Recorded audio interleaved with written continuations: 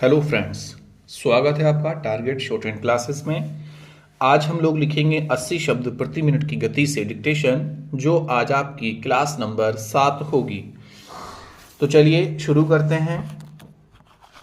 80 शब्द प्रति मिनट की गति से मैटर शुरू होगा 5 सेकेंड बाद। स्टार्ट।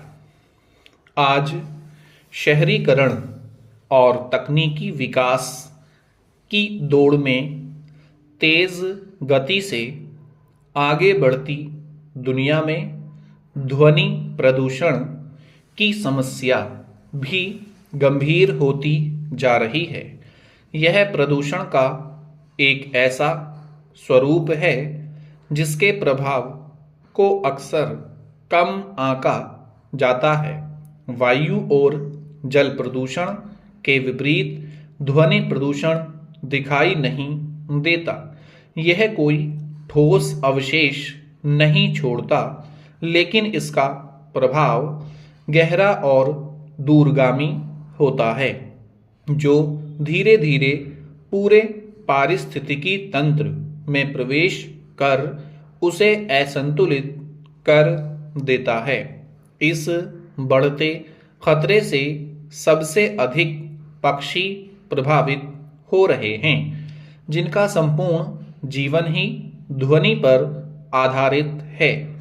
पक्षियों के लिए ध्वनि केवल परिवेश की एक पृष्ठभूमि भर नहीं है, बल्कि उनके अस्तित्व, संचार, प्रजनन और दिशा निर्धारण का मूल आधार है।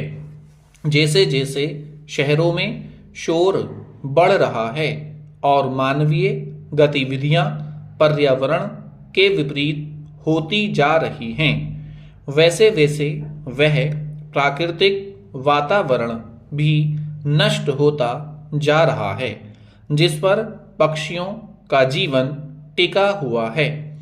यही कारण है कि पक्षियों की अनेक प्रजातियां लुप्त हो गई हैं और कई विलुप्ति की कगार पर पहुंच गई हैं। पक्षी आपस में संवाद के लिए ध्वनि पर निर्भर रहते हैं।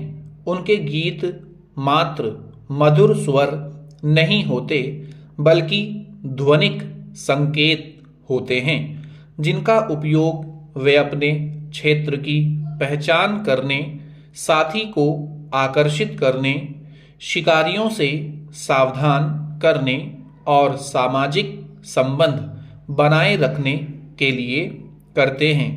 प्रत्येक पक्षी प्रजाति ने अपने प्राकृतिक आवास के अनुरूप एक विशिष्ट ध्वनि सीमा और शैली विकसित की है, मगर जब यातायात, निर्माण कार्य, औद्योगिक मशीनें, हवाई जहाज और शहरी भीड़ भाड़ से मानवीय शोर इन ध्वनि सीमाओं पर हावी हो जाता है, तो पक्षियों की आवाज दब जाती है या पूरी तरह गुम हो जाती है। इससे उनका संवाद बाधित हो जाता है। जब किसी पक्षी का संकेत अपने उद्देश्य तक नहीं पहुंच पाता, तो इसका प्रभाव क्षणिक नहीं होता, बल्कि उसके पूरे जीवन चक्र को प्रभावित करता है। ध्वनि प्रदूषण का सबसे गंभीर प्रभाव पक्षियों के प्रजनन और जोड़ी बनाने की प्रक्रिया पर पड़ता है। अनेक पक्षी प्रजातियां साथी के चयन में गीत की गुणवत्ता, स्वर की ऊंचाई और निरंतरता को महत्व मानती हैं।